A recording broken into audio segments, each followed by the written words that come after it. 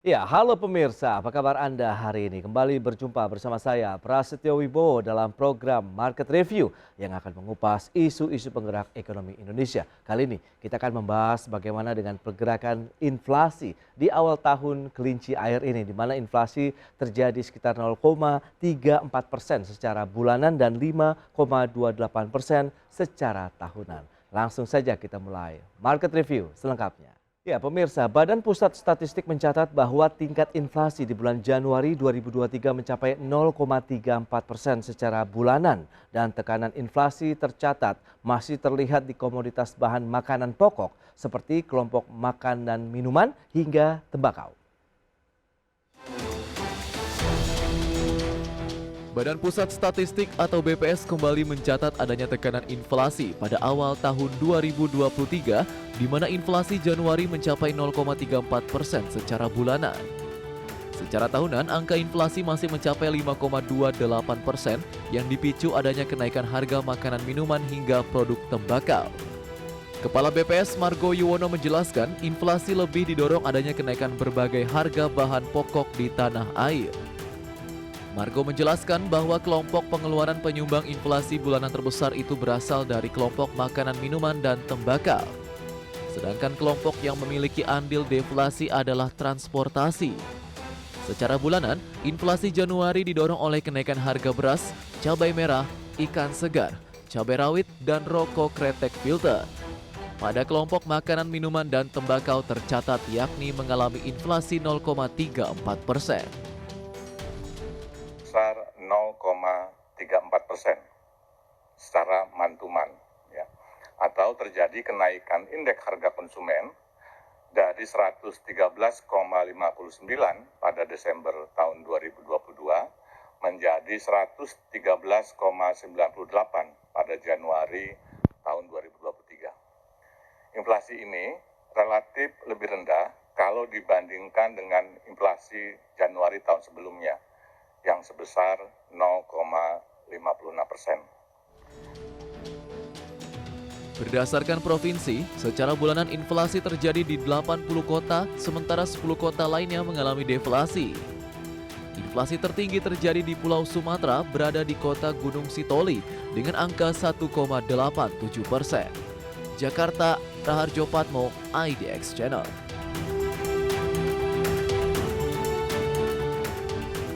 Ya, pemirsa, untuk membahas tema kita hari ini mengenai komoditas pangan yang kembali sumbang inflasi di awal tahun, sudah tersambung melalui Zoom bersama dengan Profesor Karunia Firdausi. Beliau adalah ekonom dari Badan Riset dan Inovasi Nasional atau BRIN. Ya, halo.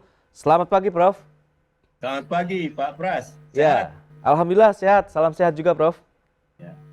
Ya, terima kasih atas waktunya. Langsung saja kita cermati begitu di awal tahun 2023 begitu inflasi kembali lagi terjadi dan sumbangsinya salah satunya dari bahan pangan begitu. Apa yang bisa kita cermati untuk mengawali tahun 2023 ini? Prof. Karunia, silakan. Ya, makasih Mas Pras. Memang inflasi itu satu evil ya dari satu perekonomian. Ya. Jadi memang selain pengangguran. Ya. Tetapi syukurlah pada awal tahun ini ada kecenderungan tadi yang sudah disebutkan Kepala BPS menurun ya dari kalau year to year ya dari 5,51 menjadi 5,28%. Ya, tentu saja ini kondisi yang membaik ya, relatif membaik. Ya. Barangkali ini saya kira dikaitkan juga dengan perekonomian dunia yang juga semakin baik dan juga dolar juga yang semakin menurun dan seterusnya. Tetapi tetap harus kita waspadai masalah inflasi ini. Baik, komoditas pangan seperti beras, cabai merah, kemudian rawit dan juga ikan segar ini yang menjadi salah satu penyumbang lah inflasi begitu di bulan Januari ini. Apa yang bisa kita cermati? Kenapa dengan bahan pangan kita begitu, Prof? Ya, jadi memang seperti yang Anda sebutkan bahwa komponen pangan ini akan selalu menjadi faktor penyebab inflasi. Ya, selain faktor transportasi dan sebagainya. Ya, terutama kalau Anda lihat ke belakang dalam satu tahun ini, kita perhatikan musim ini pada mestinya musim panas terjadi musim hujan dan seterusnya yang mengakibatkan supply dari pasokan komoditas yang Anda sebut tadi baik cabai, ikan maupun telur dan seterusnya relatif akan terpengaruh sehingga terjadi kenaikan pada harga dari produk-produk ini. Jadi mestinya ketidakseimbangan supply dan demand ini dari produk-produk ini perlu dicarikan solusinya. Jadi sekali lagi ini masalah musim, salah satu faktor penentu kenapa produk yang Anda sebutkan itu sebagai penyebab inflasi pada awal tahun 2023. Oke, kalau kita bicara mengenai ketidakseimbangan supply kemudian demand, berarti kan memang stoknya terbatas, produksinya juga masih belum sesuai dengan kebutuhan. Apakah sebelumnya tidak bisa diantisipasi? Mengingat ini berulang kali terjadi kalau Anda katakan sektor pangan, kemudian transportasi salah satunya, Prof. Iya, jadi betul ya, memang mestinya sudah harus diantisipasi. Ya, saya kira persoalan yang kita hadapi ini selalu kalau kita terjadi ketidakseimbangan stok pangan, kita buru-buru mengambil kebijakan impor. Oke. Ya, jadi semestinya kita itu perlu melakukan satu pemetaan terhadap kemampuan supply kita di dalam pangan ya, karena saya yakin data ini tuh kita nggak punya. Ya, begitu juga data permintaan, sehingga karena kita selalu berpikir ketidakseimbangan ini solusinya adalah impor. Sementara impor bukan satu-satunya cara mengatasi masalah inflasi. Jadi menurut saya cara berpikir seperti ini sangatlah kurang baik begitu di dalam menyikapi persoalan inflasi disebabkan oleh pangan. Jadi perlu pemetaan terhadap besarnya supply pasokan pangan kita dikaitkan dengan demand. Oke. Kalau kita lihat ada beberapa provinsi yang memang mengalami inflasi dan ada juga tadi 10 provinsi yang deflasi. Anda melihat dari sisi pemerataan distribusi bahan pangan ini juga masih menjadi PR tersendiri, Prof. Iya, jadi tentu saja itu sangat tergantung pada karakteristik daerah ya, dan juga Anda sudah sebut juga masalah distribusi. Misalnya katakanlah daerah Indonesia Timur mungkin dalam hubungannya dengan pangan, beras terutama itu akan banyak tergantung pada pasokan dari Sulawesi Selatan misalnya. Sebaliknya mungkin Sumatera barangkali akan banyak dari Jawa barangkali. Jadi masalah ketidakseimbangan distribusi ini juga bisa menjadi faktor pemicu terjadinya inflasi. Jadi oleh karena itu ya kita harus pandai-pandai menyiapkan, mengantisipasi daerah yang kurang pangan, kita harus siapkan pasokan-pasokan yang berlebih dibandingkan daerah-daerah yang surplus pangan.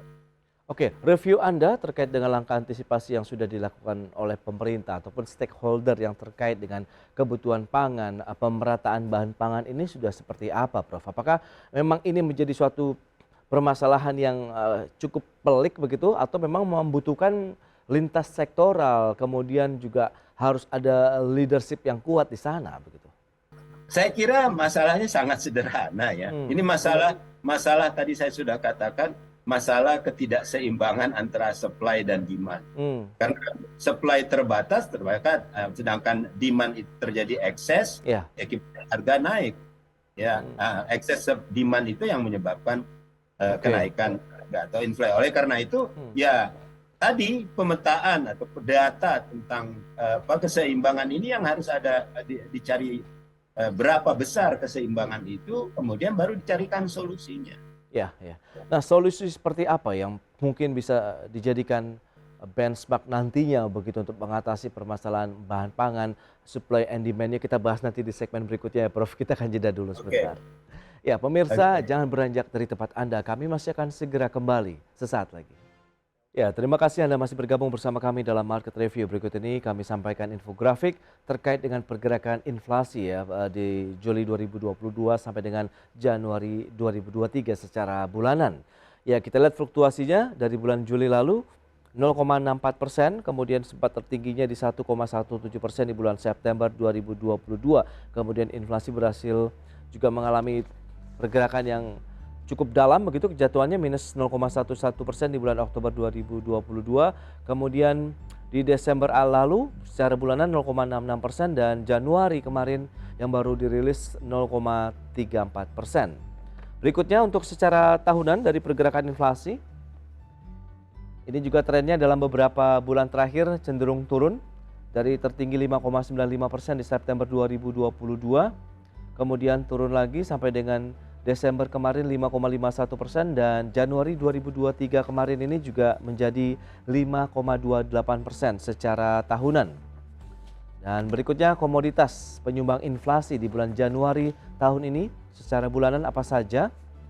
Ya, ada beras 2,34%, sementara berperan ataupun kontribusinya terhadap inflasi secara keseluruhan 0,07%. Kemudian ada cabai merah 10,9%, ikan segar 1,39%, dan cabai rawit 17,85%. Itu dia, dan kita akan lanjutkan kembali perbincangan bersama dengan Profesor Karunia Firdausi, Ekonom Badan Riset dan Inovasi Nasional atau BRIN. Ya, Prof. Karunia, kalau kita cermati dengan pergerakan laju inflasi tadi secara bulanan, kemudian tahunan, Anda melihat trennya di tahun 2023 kita akan lebih smooth lagi tidak begitu nanti? Dalam artian kita mampu benar-benar mengendalikan laju inflasi nih, Prof. Jadi tadi seperti di awal saya katakan, ini sangat tergantung pada dinamika musim ya, pada musim. Jadi pada musim dan juga dinamika perekonomian global. Tapi kalau Anda lihat dari perekonomian global ya, harga pangan, harga energi ini sudah semakin membaik ya. Dan tetapi juga faktor lain adalah kebijakan pemerintah. Ya, jadi kalau saya katakan perekonomian global mungkin tidak berpengaruh pada inflasi tahun 2023, tetapi akan lebih banyak tergantung pada musim dan kebijakan pemerintah. Ya, jadi ini kebijakan pemerintah yang saya maksud ini tadi, bagaimana apakah kita masih selalu tergantung pada impor tadi, ya, bukan upaya kita menyikapi masalah-masalah yang terjadi pada ketimpangan supply tadi ya, dan distribusinya itu. Menurut saya sesederhana itu. Kalau kemampuan kita untuk memetakan persoalan itu cukup baik ya, apalagi ini dari pengalaman yang bertahun-tahun, saya kira ini inflasi kan bukan terjadi hari ini, tapi sudah setiap saat gitu kan. Jadi pengalaman-pengalaman itu perlu dipelajari. Walaupun saya yakini ada perbedaan sekarang ini adalah masalah musim ya. Jadi masalah climate change ya, ada masalah climate change dan juga dinamika global, perang dan seterusnya yang juga mempengaruhi. Jadi artinya pengalaman plus kemampuan kita di dalam menyikapi kondisi yang terjadi belakangan ini. Baik, tapi kalau Anda katakan masalahnya cukup sederhana, tapi implementasinya ini yang masih menjadi tanda tanya begitu, Prof. Ada bottleneck di mana kalau memang ini masih menjadi penyumbang begitu ataupun berkontribusi terhadap inflasi dari sisi bahan pangan? Ya, artinya di sini kan kita tadi mindset kita itu masih sangat terbatas pada bagaimana memecahkan masalah itu bukan dengan menyelesaikan pada akar permasalahannya. Akar persoalan kita kan pada supply. Ya, jadi supply kita itu bukan kita nggak sanggup untuk memenuhi permintaan, tetapi adalah kita nggak tahu seberapa besar kemampuan kita di dalam memenuhi permintaan. Bagaimana dengan teknologi yang kita sudah miliki? Apakah sudah dioptimalkan di dalam menyikapi supply pangan ini gitu, di dalam menyikapi bukan impor. Impor itu tidak akan menjadi masalah, bahkan menimbulkan masalah. Ya, dan menimbulkan masalah itu akan menimbulkan misalnya harga di petani menjadi rendah dan seterusnya.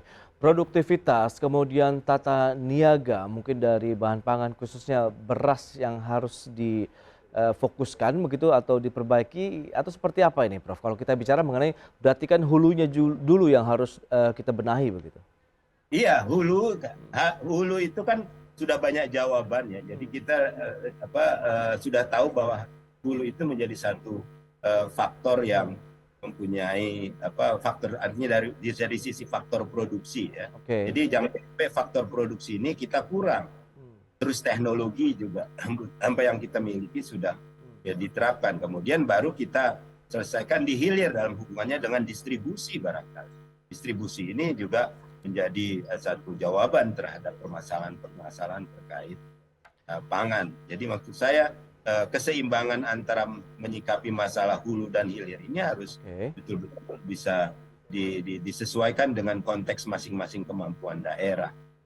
Lantas bagaimana dengan pengembangan kawasan food estate misalnya begitu, kemudian keanekaragaman bahan pangan yang juga sedang digiatkan oleh pemerintah begitu, apakah memang belum berdampak secara langsung dalam menambah tadi kuota bahan pangan nasional kita begitu, Prof? Enggak, fokusnya masih Hmm, belum. Kita hmm, tuh pun belum punya fokus. Misalnya katakanlah Anda keanekaragaman pangan, itu hmm, kan sudah saya kira udah 20 tahun lalu itu. oke, Tetapi bagaimana upaya untuk mengatur perilaku manusia ya, perilaku hmm, kita, behavior kita di dalam mengkonsumsi pangan beras menjadi non pangan beras, oke, itu kan ada upaya. Jadi bukan hanya sekedar ayo kita pindah pangan dari pangan beras menjadi pangan non beras, hmm. itu bukan satu, tapi berikan satu aksi-aksi yang betul-betul yang bisa memberikan dampak positif bagi terlaksana kebijakan tersebut. Oke, lantas sejauh mana inflasi juga memberikan satu dampak begitu ya terhadap sektor lainnya? Karena kita tahu inflasi yang terjadi secara global mempengaruhi pergerakan suku bunga acuan dari banyak negara maju begitu. Apakah inflasi tahun ini juga akan memberikan tekanan juga kah terhadap pergerakan suku bunga acuan ataupun nanti dengan kebijakan pemerintah lainnya? Tahan dulu jawabannya, Prof. Kita akan jeda kembali sebentar. Yeah. Baik pemirsa, kami masih akan segera kembali usai jeda yang satu ini. Baik pemirsa, kita lanjutkan kembali perbincangan bersama dengan Profesor Karunia Firdausi, Ekonom Badan Riset dan Inovasi Nasional. Ya, Prof. Karunia, lantas bagaimana kalau kita cermati laju inflasi yang terjadi di global kalau kita berkaca pada tahun 2022 lalu mempengaruhi pergerakan suku bunga acuan Bank Sentral negara-negara maju pun di Indonesia, Bank Sentral kita juga melakukan kebijakan yang sama begitu. Setelah menahan cukup lama 3,5%, sekarang mengalami pergerakan yang cukup masif, agresif bisa dikatakan begitu untuk suku bunga acuan Bank Indonesia. Bagaimana dengan tahun ini inflasi terhadap pergerakan suku bunga acuan dampaknya ini, Prof? Ya, jadi pastinya sih begitu ya. Hmm, Artinya bahwa suku bunga itu merupakan salah satu instrumen ya di dalam rangka menyikapi masalah inflasi ya. Seperti oke. Anda tadi sebutkan, di perekonomian dunia memang mengalami inflasi hampir mencapai 10%, walaupun sekarang sudah menurun di bawah sekitar 8% dan seterusnya. Jadi menurut pandangan saya ya bahwa keseimbangan atau kebijakan peningkatan suku bunga atau dalam kaitannya dalam menyikapi inflasi ini harus hati-hati ya, karena kalau kita terlalu tinggi kebijakan suku bunga tinggi ini akan mempengaruhi investasi domestik ya, jadi artinya ini Oke. juga akan mempengaruhi pergerakan ekonomi real kita ya, jadi itu satu. Tetapi kalau kita juga rendah itu akan menyebabkan capital outflow ya, jadi akhirnya banyak investor akan menanamkan modalnya ke luar negeri, apalagi di luar negeri sekarang ini suku bunganya relatif baik ya, jadi ya harus hati-hati ya, walaupun ada kecenderungan inflasi kita ini menurun, tetapi sekali lagi instrumen suku bunga itu harus betul-betul sangat prudent, jangan sampai di satu sisi merusak investasi domestik, di lain Oke. sisi juga kan capital outflow. Baik, tapi analisis Anda dengan pergerakan inflasi di awal tahun ini 0,34%, kemudian 5,28% secara tahunan yang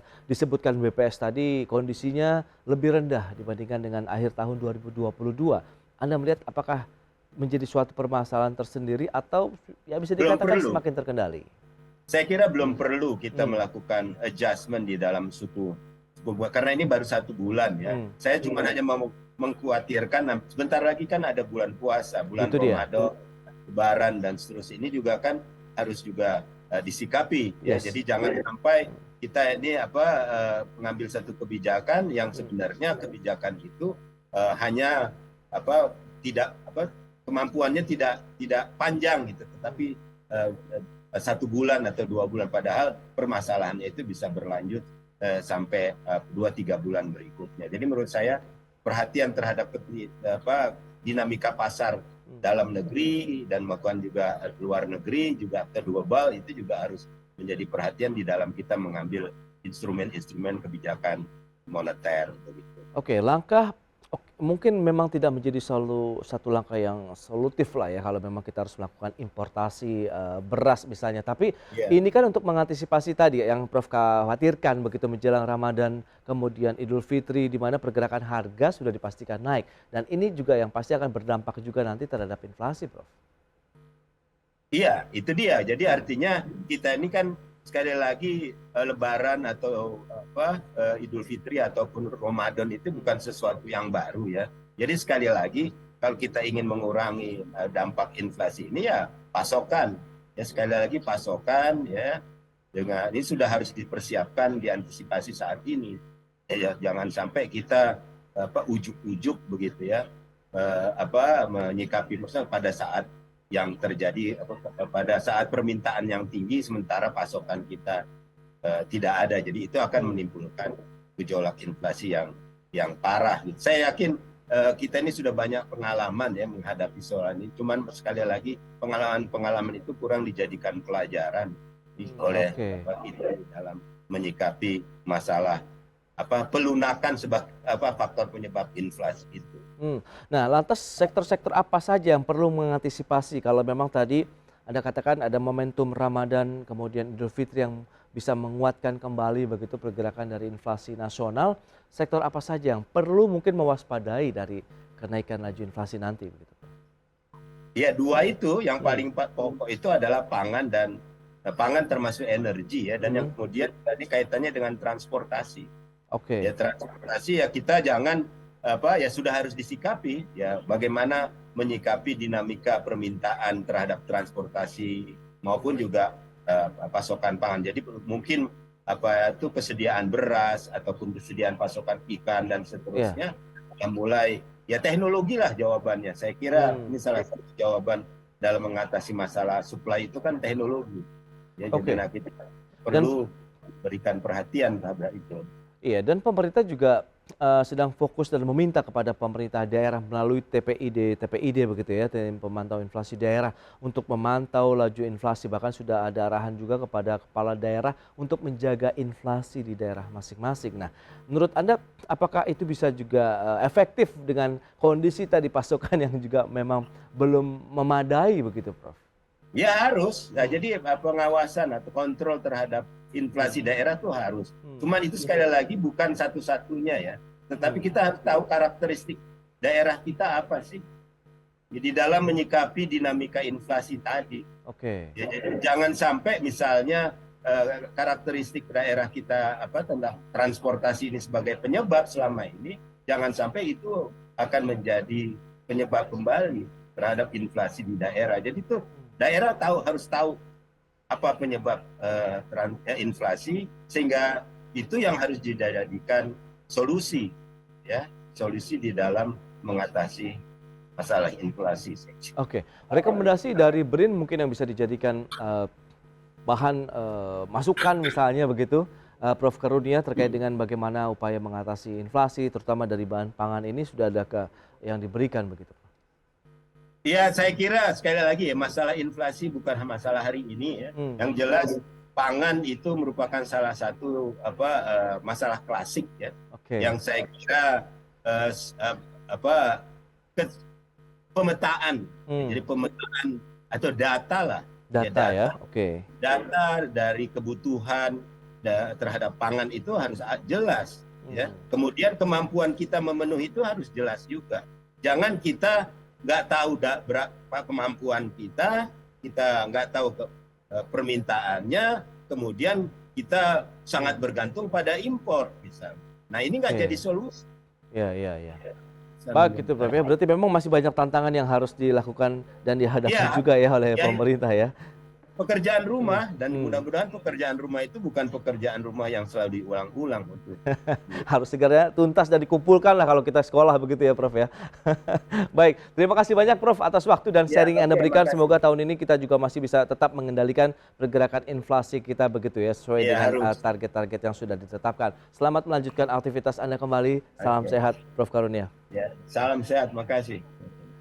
Baik pemirsa, jangan beranjak dari tempat Anda. Kami masih akan kembali dengan tema menarik lainnya terkait dengan lagi ini. Stok minyak goreng subsidi langka dan mahal. Sesaat lagi.